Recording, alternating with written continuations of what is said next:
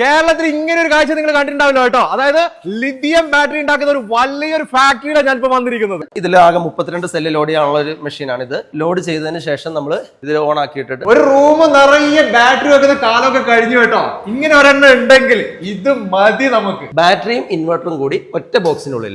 ഗൾഫിലൊക്കെ ഉള്ള ആളുകൾക്ക് ഇതിൽ വെള്ളം ഒഴിക്കാതെ ബുദ്ധിമുട്ട് ഒരു വർഷം കഴിഞ്ഞ് വരുമ്പോഴത്തേക്ക് ട്യൂബുലർ ബാറ്ററിയിൽ വെള്ളം പറ്റിപ്പോയിട്ടുണ്ടാവും, അത് കംപ്ലൈന്റ് ആയിട്ടുണ്ടാവും. ഇതൊക്കെ എല്ലാവരും ചെയ്യുന്നുണ്ടോ? ശരി, എല്ലാവരും ഇത് ചെയ്യുന്നില്ല. അതാണ് ഇതിനകത്തിലെ ഏറ്റവും മെയിൻ പ്രശ്നം. 48 വോൾട്ടിന്റെ 16 സെല്ലുകൾ ചേർന്നിട്ടുള്ള ഒരു അസംബ്ലി പാക്കാണ് നമ്മളിവിടെ അസംബിൾ ചെയ്യുന്നത്. F0 എന്ന് വന്നിരിക്കുന്നത് പാലക്കാട് ജില്ലയിലെ പുതുപ്പരിയാർ എന്ന് പറഞ്ഞ സ്ഥലത്താണ്. സിഡ്കോ ഇൻഡസ്ട്രീസിലാണ് വന്നിരിക്കുന്നത്. സയോക്ക് ബാറ്ററീസിൽ ഇവിടെ ചെയ്തുകൊണ്ടിരിക്കുന്നത് നമ്മൾ ഇത്ര ആളെ കണ്ടുകൊണ്ടിരിക്കുന്നത് സാധാരണ രീതിയിലെ ലെഡ് ആസിഡ് ബാറ്ററി അല്ലെ. ലെഡ് ആസിഡ് ബാറ്ററി 40 വർഷം മുന്നേ തുടങ്ങിയ ഒരു കമ്പനി. അത് മാത്രമല്ല ലെഡ് ആസിഡിന് വലിയ രീതിയിലൊരു മാറ്റങ്ങൾ വന്നുകൊണ്ടിരിക്കുന്നത് നമ്മൾ ലിഥിയം ബാറ്ററിയിലേക്ക് അല്ലെ. ആ ലിഥിയം ബാറ്ററിയുടെയും വലിയൊരു പ്രൊഡക്ഷൻ യൂണിറ്റ് തന്നെ ഇവിടെ വർക്ക് ചെയ്തുകൊണ്ടിരിക്കുന്നുണ്ട്. നേരെ സയോക്ക് ബാറ്ററീസിന്റെ വിശേഷങ്ങളിലേക്ക്. സയോക്ക് കമ്പനിയുടെ ഇൻവെർട്ടർ അതേപോലെ സോളാർ ഡിവിഷൻ കൈകാര്യം ചെയ്തുകൊണ്ടിരിക്കുന്ന മുഹമ്മദ് ഷാനും അതേപോലെ തന്നെ ലിഥിയം ബാറ്ററിയുടെ പ്രൊഡക്ഷൻ ഹെഡ് ആയിട്ടുള്ള ഭൂപളനാണ് ഇവരുടെ കൂടെ ഉള്ളത്. മുഹമ്മദ് ഷാൻ, ഇവിടെ ഈ ഒരു സയോക്ക് കമ്പനി സ്റ്റാർട്ട് ചെയ്തിട്ട് ഇപ്പൊ എത്ര വർഷമായി? നമ്മുടെ സയോഗ് കമ്പനി സ്റ്റാർട്ട് ചെയ്തിട്ട് 40 വർഷമായിട്ടുണ്ട്. എനിക്ക് അറിയേണ്ടത് ഇത് എങ്ങനെയാണ് ഇതിന്റെ ഒരു പ്രൊഡക്ഷൻ വരുന്നത്? ഇതിന്റെ ഒരു ലൈൻ ഉണ്ടല്ലോ. ഇതിന്റെ ലൈൻ എന്ന് പറയുന്നത് നമുക്ക് സെല്ലുകളാരും ഇന്ത്യയിൽ മാനുഫാക്ചർ ചെയ്യുന്നില്ല. സെല്ലുകളെല്ലാം പല കപ്പാസിറ്റി ഉള്ള സെല്ലുകൾ പുറത്തുനിന്ന് നമുക്ക് വരുന്നു. ഇതിൽ ഇപ്പോൾ എൻ്റെ കയ്യിലിരിക്കുന്നത് 100 ആംപിയറിന്റെ ഒരു ബാറ്ററിയാണ്. ഇതേപോലെയുള്ള 4 ബാറ്ററികൾ ചേരുമ്പോഴാണ് നമ്മളുടെ 12.8 വോൾട്ട്, അതായത് സിംഗിൾ ബാറ്ററി പാക്ക് എന്ന് പറയുന്നത്. 12.8 വോൾട്ടിന് ഇതേപോലെയുള്ള 4 സെല്ലുകൾ വേണം. ഈ സെല്ലുകൾ നമുക്ക് ഇതിൽ 100 AH എന്ന് എഴുതിയിട്ടുണ്ടാവും. ഇത് കൃത്യമായ 100 AH ഉണ്ടോ എന്ന് ആദ്യം അറിയുകയാണെന്നാണ് ആദ്യം ആവശ്യം. അതേപോലെ ഒരേ ബാച്ചിൽ കണക്ട് ചെയ്യുന്ന സെല്ലുകൾ ഒരേപോലെയുള്ള സെല്ലുകളായിരിക്കണം. കറക്റ്റ് ഒരേ വോൾട്ടേജും ഒരേ ഇന്റേണൽ റെസിസ്റ്റൻസ് ഉള്ള ബാറ്ററികളായിരിക്കണം, സെല്ലുകളായിരിക്കണം. അപ്പോൾ അതിന് വേണ്ടിയിട്ട് നമ്മൾ ആദ്യം ചെയ്യുന്നത് ഇത് നേരെ ഈ ഒരു മെഷീനിലേക്ക്, സെൽ ബാലൻസ് എന്ന് പറയുന്ന മെഷീനാണ്. ഈ മെഷീനിലേക്ക് നമ്മൾ ഓരോ സെല്ലുകൾ ഇൻസർട്ട് ചെയ്യുകയാണ് ചെയ്യുന്നത്. ഇതിൽ ആകെ 32 സെല്ല് ലോഡ് ചെയ്യാനുള്ള ഒരു മെഷീനാണ് ഇത്. ലോഡ് ചെയ്തതിന് ശേഷം നമ്മൾ ഇതിൽ ഓൺ ആക്കിയിട്ടിട്ട് ഇതിലേക്ക് ബാറ്ററിയിലേക്ക് ചാർജ് കൊടുക്കുകയാണ്. ഫുൾ ചാർജ് ആയതിനു ശേഷം അതിനെ വീണ്ടും ഡിസ്ചാർജ് ചെയ്യുന്നു. ആ ഡിസ്ചാർജ് ചെയ്യുമ്പോൾ അതിന്റെ കറക്റ്റ് ആയിട്ട് ഓരോ സെല്ലിന്റെയും ഡാറ്റ നമ്മുടെ സിസ്റ്റത്തിൽ കാണിക്കും. അപ്പൊ അതിൽ നിന്നാണ് നമ്മൾ സോർട്ട് ചെയ്യുന്നത് ഏതൊക്കെ സെല്ലുകളാണ് ഒന്നിച്ച് ഒരു ബാറ്ററി പാക്കിലേക്ക് കൊടുക്കാൻ പറ്റുക. ഒരേ ഫീച്ചേഴ്സ് ഉള്ള സെല്ലുകളായിരിക്കും നമ്മൾ ബാറ്ററി പാക്കിന് അതിലേക്ക് അസംബിൾ ചെയ്യാൻ പോകുന്നത്. അവിടെ നിന്ന് നമ്മൾ ബാലൻസ് ചെയ്ത് കഴിഞ്ഞ സെല്ലുകളെ നമ്മൾ നേരെ ഇവിടേക്ക് കൊണ്ടുവരുന്നു. ഇതാണ് ഇന്റേണൽ റെസിസ്റ്റൻസ് ടെസ്റ്റ് ചെയ്യുന്നതിനുള്ള മെഷീൻ. അപ്പൊ ഇതിൽ നിന്ന് ഇപ്പോൾ നമ്മളിവിടെ ഒരു 200 AH സെല്ല് അസംബിൾ ചെയ്ത് വെച്ചിരിക്കുകയാണ്, ഒരു ബാറ്ററി പാക്ക് ചെയ്ത് വെച്ചിരിക്കുകയാണ്. ഇത് 4 എണ്ണത്തിന്റെയും സെല്ല് നമ്മൾ ഇന്റേണൽ റെസിസ്റ്റൻസ് ഇപ്പം ഇതിൽ മെഷർ ചെയ്യാൻ പോവുകയാണ്. ഓക്കെ, നമ്മൾ ഇതിന്റെ പ്ലസ് മൈനസ് അതായത് കറക്റ്റ് ആയിട്ട് വെച്ചിട്ട് അതിന്റെ ടെർമിനലുകൾ അതിൽ കണക്ട് ചെയ്യുന്നു. അപ്പോൾ ഇതിനകത്ത് നമ്മൾ കാണിക്കുന്നത് 0.25 മില്ലി ഓം ആണ് അതിന്റെ ഇന്റേണൽ റെസിസ്റ്റൻസ്. അതേ 2.25 തന്നെ ആയിരിക്കണം ബാക്കി 4 ഓരോ സെല്ലുകൾക്ക് ഒരു ബാറ്ററി പാക്കിൽ വരേണ്ട ബാക്കി സെല്ലുകൾക്കും വരേണ്ടത്. ഇവിടെ നടക്കുന്നത് നമ്മുടെ എപ്പോക്സി ഷീറ്റ് കട്ടിംഗ് ആണ്. അതായത് നമ്മുടെ സെല്ലുകളുടെ ഗ്യാപ്പുകളിലും അതിന്റെ ചുറ്റിനും പ്രൊട്ടക്ഷൻ ആയിട്ട് വെക്കുന്ന എപ്പോക്സി ഷീറ്റ് മാർക്ക് ചെയ്ത് അത് അതിന്റെ അളവുകളിൽ കട്ട് ചെയ്യുക എന്നുള്ളൊരു പ്രോസസ്സാണ് ഇവിടെ നടക്കുന്നത്. അതേപോലെ നമ്മുടെ കേബിളുകൾ ഗ്ലാൻഡ് ചെയ്യുക എന്ന് പറയുന്ന പരിപാടിയാണ് ഇവിടെ നടക്കുന്നത്. ഇതേപോലെയുള്ള വണ്ണം കൂടിയ 35, 50 ഒക്കെ ഗേജ് വരുന്ന കേബിളുകളാണ് നമ്മൾ ഇതിനകത്ത് ഉപയോഗിക്കുന്നത്. അത്രയും ആംബിയർ, ഹൈ ആംബിയർ ചാർജ് ചെയ്യാനും ഹൈ ആംബിയർ ഡിസ്ചാർജ് ചെയ്യാനും ഇത്രയും വണ്ണമുള്ള കേബിളുകൾ ഉപയോഗിക്കുന്നതുകൊണ്ട് സഹായിക്കുന്നു. ഇപ്പോൾ ഇവിടെ ചെയ്യുന്നത് 48 വോൾട്ടിന്റെ 16 സെല്ലുകൾ ചേർന്നിട്ടുള്ള ഒരു അസംബ്ലി പാക്കാണ് നമ്മളിവിടെ അസംബിൾ ചെയ്യുന്നത്. സ്റ്റെയിൻലെസ് സ്റ്റീൽ നട്ട് ബോൾട്ടുകൾ ഇതിലേക്ക് ഇൻസർട്ട് ചെയ്യുന്ന വർക്കാണ് ഇവിടെ നടന്നുകൊണ്ടിരിക്കുന്നത്. അതിനുശേഷം സെല്ലുകൾ തമ്മിൽ കണക്ഷൻ വരുന്നുണ്ട്. സെല്ലുകൾ തമ്മിൽ ബസ് ബാർ ഉപയോഗിച്ചിട്ട്, കോപ്പർ ബസ് ബാർ ആണ് ഇത് ടിൻ കോട്ടഡ് ആണ്. ഇത് ഉപയോഗിച്ചിട്ട് ഇത് തമ്മിൽ നട്ട് ബോൾട്ട് ഇട്ട് കണക്ട് ചെയ്യുന്നു. അപ്പോൾ ഈ സെല്ലുകൾ തമ്മിൽ സീരീസ് ആയിട്ടുള്ള കണക്ഷനുകൾ വന്നു കഴിയുന്നു. അപ്പോൾ ഇതിന്റെ വെളിയിലേക്ക് ഇതിന്റെ 2 ടെർമിനലിൽ നിന്ന് ഔട്ട്പുട്ട് നമുക്ക് കിട്ടും. ലിഥിയം ബാറ്ററിയുടെ ഒരു മെയിൻ പാർട്ടാണ് ഇതിന്റെ BMS എന്ന് പറയുന്നത്. എന്താണ് ഇത് കൊണ്ട് ഉദ്ദേശിക്കുന്നത്? BMS എന്ന് വെച്ചാൽ ബാറ്ററി മാനേജ്മെന്റ് സിസ്റ്റം. അതായത് ബാറ്ററിയുടെ എല്ലാ സെല്ലുകളെയും ബാലൻസ് ചെയ്യുക, ബാറ്ററിയിലേക്ക് ചാർജ് കൊടുക്കുക, ബാറ്ററിയിൽ നിന്ന് ചാർജ് തിരിച്ചെടുക്കുക, ഇത്തരം പറയുന്ന കാര്യങ്ങളൊക്കെ ചെയ്യുന്നത് ഈ BMS വഴിയായിരിക്കും ഇതിലേക്ക് ഈ കാര്യങ്ങളെല്ലാം നടക്കുന്നത്.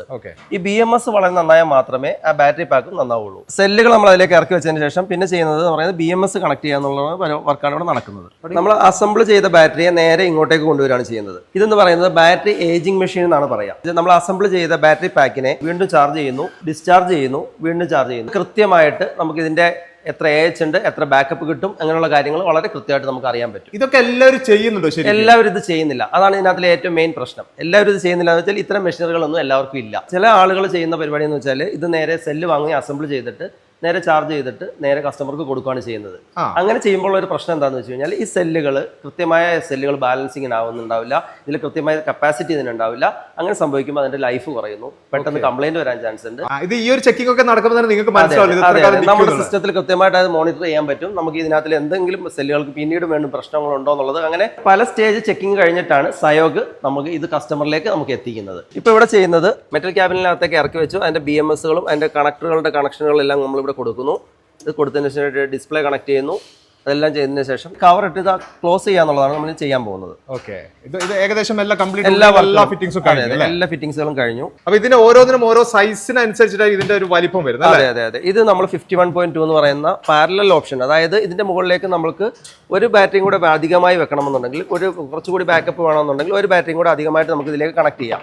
അപ്പോൾ ഇതും ഇൻവെർട്ടറും തമ്മിലുള്ള കമ്മ്യൂണിക്കേഷൻ പോർട്ടുകളൊക്കെയാണ് ഇതിൽ കൊടുത്തിരിക്കുന്നത്. ഓക്കെ, അതിന്റെ ഡിസ്പ്ലേ വരുന്നുണ്ട്. ഡിസ്പ്ലേയിൽ നമുക്ക് അതിന്റെ വോൾട്ടേജും ഓരോ സെല്ലിന്റെ വോൾട്ടേജ്, ടെമ്പറേച്ചർ, അതിന്റെ കാര്യങ്ങളെല്ലാം അതിൽ നമുക്ക് കൃത്യമായിട്ട് കാണാൻ പറ്റും. ഈ വരുന്നതിന്റെ ഔട്ട്പുട്ട് കണക്ടറുകളാണ്, ഇതിന്റെ പോസിറ്റീവ് നെഗറ്റീവ്. ഇതിൽ 2 കണക്ടർ വന്നിരിക്കുന്നത്. ഇത് പാരലൽ കണക്ഷൻ കൊടുക്കുന്നതിന് വേണ്ടിയിട്ടാണ്. ഒരു ബാറ്ററി അടുത്ത ബാറ്ററിയുമായിട്ട് പാരലായിട്ട് കണക്ട് ചെയ്യാം. അങ്ങനെ ചെയ്യുമ്പോൾ നമുക്ക് ബാക്കപ്പ്, കൂടുതൽ ബാക്കപ്പ് ആവശ്യമുണ്ടെന്നുണ്ടെങ്കിൽ അങ്ങനെ ബാറ്ററികൾ നമ്മൾ തമ്മിൽ കണക്ട് ചെയ്ത് വയ്ക്കാൻ പറ്റും. അതിന് വേണ്ടിയിട്ടാണ് 2 ടെർമിനൽ വീതമുള്ള ബാറ്ററി കണക്ടറുകൾ കൊടുത്തിരിക്കുന്നത്. നമ്മൾ ബാറ്ററി ഉണ്ടാക്കുന്നത് കണ്ടു കഴിഞ്ഞു. ഇനി നമ്മൾ കാണാനുള്ളത് ഇൻവെർട്ടർ ഉണ്ടാക്കുന്നതാണ്. അത് ഇവിടെ തന്നെ നിങ്ങൾ ചെയ്യുന്നത്? അതെ. അതായത് ഈ എക്സ്റ്റേണൽ ബാറ്ററികൾക്ക് കണക്ട് ചെയ്യാൻ പറ്റിയ ഇൻവെർട്ടറുകൾ നമ്മൾ ഇവിടെ ഉണ്ടാക്കുന്നുണ്ട്. അതായത് ഇതാണ് അതിന്റെ ഇൻവെർട്ടറിന്റെ ബോർഡുകൾ. ഇത് ലിഥിയം സ്പെഷ്യൽ ബോർഡാണ്. ലിഥിയത്തിന് വേണ്ടിയിട്ട് സ്പെഷ്യലായിട്ട് നമ്മൾ ഉണ്ടാക്കുന്ന ബോർഡാണ്.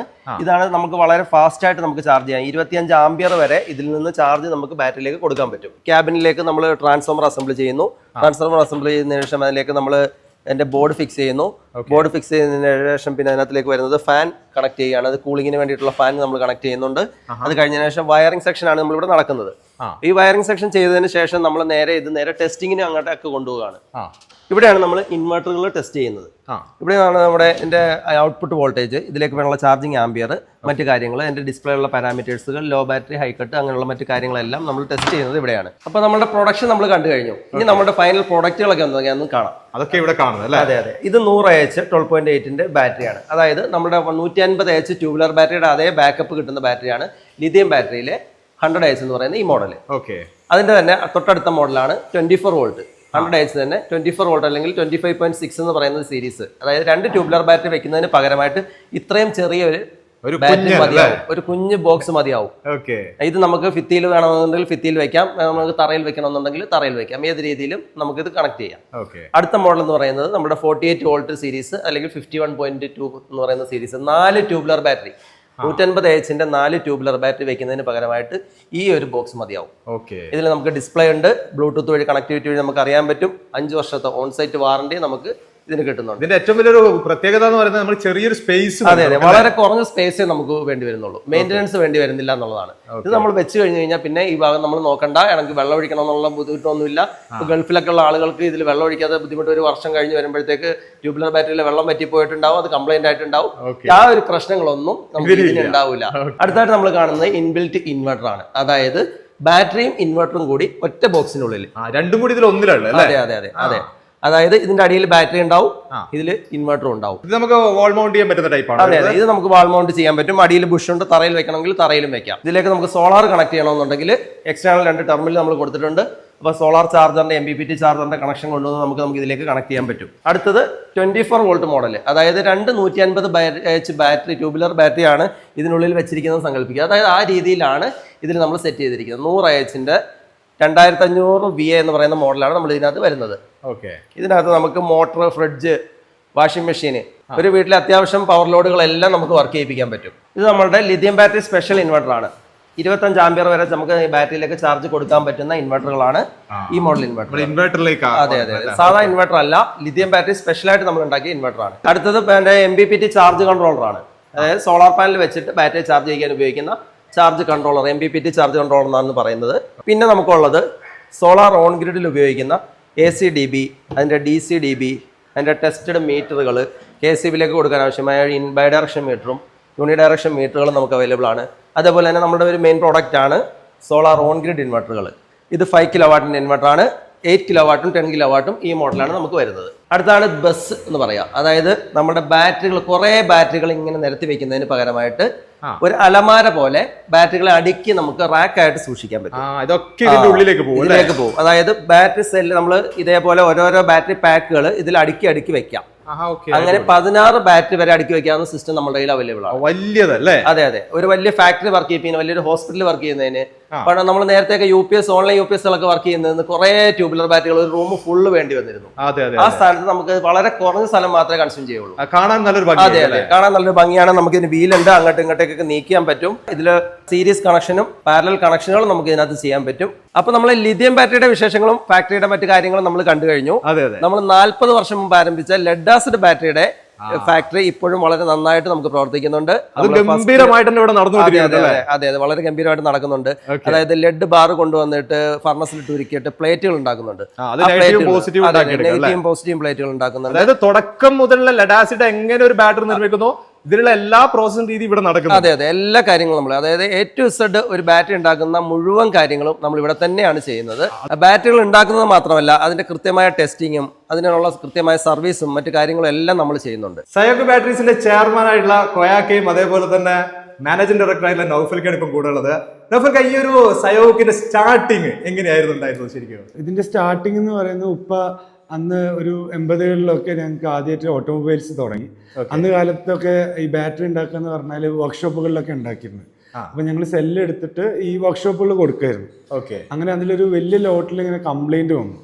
അപ്പൊ നമ്മൾ വിചാരിച്ചു എന്തുകൊണ്ട് നമുക്ക് സ്വന്തമായിട്ട് ഉണ്ടാക്കിക്കൂടാ. അങ്ങനെയാണ് ഇതിന്റെ തുടക്കം ഉണ്ടാവുന്നത്. ഓക്കെ, അവിടെ നിന്ന് ഇപ്പൊ മാറി ഒരു ലെഡ് ആസിഡ് മാറിയിട്ട് ലിഥിയത്തിലേക്ക് വന്നു കഴിഞ്ഞു. അതെ, ലിഥിയത്തിലേക്കുള്ള മാറ്റങ്ങൾ ശരിക്കും എങ്ങനെയായിരുന്നു? നിങ്ങൾ ഇതിനെ കുറിച്ച് നന്നായിട്ട് സ്റ്റഡി ചെയ്ത് എങ്ങനെയാണ് ഇതിലേക്ക് വന്നത്? ഞങ്ങൾ ഒരുപാട് ഇതിനെ പറ്റി റിസർച്ച് ചെയ്തതാണ്. അപ്പം ഇപ്പൊ ബാക്കിയുള്ള രാജ്യങ്ങളിലൊക്കെ നോക്കുമ്പോൾ അവിടെ നിന്നും സ്റ്റോറേജിൽ ഇപ്പൊ ലെഡ് ആസിഡ് ബാറ്ററി ഇല്ല. ഓൾമോസ്റ്റ് ലിഥിയത്തിലേക്ക് കൺവേർഷൻ ആയി. ഇപ്പോഴത്തെ ഒരു ട്രെൻഡ് വെച്ചിട്ട് ഇന്ത്യൻ മാർക്കറ്റിലും ഇത്രയും മാറ്റങ്ങൾ വന്നുകൊണ്ടിരിക്കുകയാണ്. അതുകൊണ്ടാണ് നമ്മൾ ലിഥിയത്തിലേക്ക് ഫോക്കസ് ചെയ്യാന്നുള്ളത്. ലിഥിയത്തിലേക്ക് വന്നിരിക്കുന്നത്. നിങ്ങളുടെ മാർക്കറ്റിംഗ് രീതിയൊക്കെ എങ്ങനെയാണ്? എവിടെ വരെ ഇന്ന് മാർക്കറ്റ് ചെയ്യുന്നുണ്ട്? നമ്മൾ through out Kerala we have extensive market.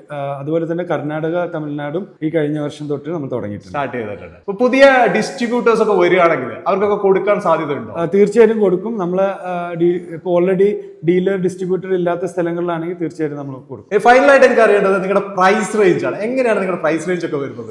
നിങ്ങളിപ്പോൾ കണ്ടിട്ടുണ്ടല്ലോ നമ്മളെ പ്രൊഡക്റ്റ് ലൈനപ്പും ക്വാളിറ്റി ആസ്പെക്റ്റ് ഒക്കെ, അതൊക്കെ വെച്ചിട്ട് will give you the quality product with the best price. നിങ്ങൾ ആദ്യം നിങ്ങൾക്ക് ആർക്കെങ്കിലും ബാറ്ററി ഒക്കെ വേണമെന്നുണ്ടെങ്കിൽ നിങ്ങൾ ബാക്കിയുള്ള ആളുകളെ പ്രൈസ് ഒക്കെ എടുത്തിട്ട് സയോക്കിന്റെ കൗണ്ടറിൽ പോയി ചോദിച്ചാൽ നിങ്ങൾക്ക് ബെസ്റ്റ് പ്രൈസ് കിട്ടും. 100% ഷുവറാണ്. എത്രയാണ് സയോക്ക് ബാറ്ററീസിന്റെ ലിഥിയത്തിന്റെ വിശേഷങ്ങൾ? നല്ല അടിപൊളി കാഴ്ച നമ്മൾ കണ്ടല്ലേ. ലിഥിയം ബാറ്ററി മാത്രമല്ല ഇവിടെ നിർമ്മിക്കുന്ന കാഴ്ചകൾ നമ്മൾ കണ്ടു. അതേപോലെ തന്നെ ലെഡ് ആസിഡ് 40 വർഷം മുന്നേ തുടങ്ങിയ ഒരു കമ്പനിയാണ് സയോക്ക് എന്ന് പറയുന്നത്. ഇന്ന് കേരളത്തിന് പുറത്തുമായിട്ട് വലിയ രീതിയിലാണ് ഇവരുടെ ബാറ്ററികൾ ഇന്ന് മാർക്കറ്റ് ചെയ്തുകൊണ്ടിരിക്കുന്നത്. ഇതിൽ കൂടുതലായിട്ട് ഇനി നിങ്ങൾക്ക് എന്തെങ്കിലും പറയാൻ തീർച്ചയായിട്ടും വിളിക്കാം കേട്ടോ. നമ്പർ ഡിസ്ക്രിപ്ഷനിലായിട്ട് വിളിക്കാം, നിങ്ങൾ സംസാരിക്കാം. ഈ ഒരു വീഡിയോ ഇവിടെ ചേർത്താണ്. അത് അടിപൊളി വീഡിയോ നിങ്ങളുടെ മുന്നിലേക്ക് വരാം. Okay, by.